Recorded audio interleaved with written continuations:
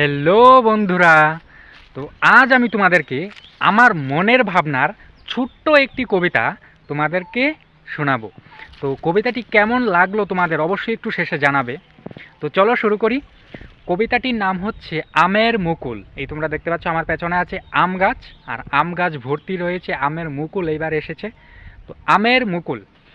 আম পাকে বৈশাখে, জাম পাকে জ্যৈষ্ঠে, ফাল্গুনেতে আম গাছের এই সুন্দর মুকুল। মুকুলগুলো প্রকৃতিতে বলছে শোনো শোনো, আসছি আমি আবার ফিরে নতুন বছরের বার্তা দিতে। খাবে তোমরা তৃপ্তি করে, দেখবে আমায় দু চোখ ভরে, তাই তো আমি ফলের রাজা তোমাদের সবার কাছে। তো কেমন হয়েছে বন্ধুরা আমার এই মনের ভাবনার ছোট্ট কবিতাটি?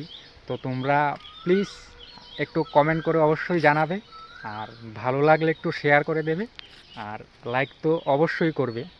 থ্যাংক ইউ সো মাচ সবাইকে।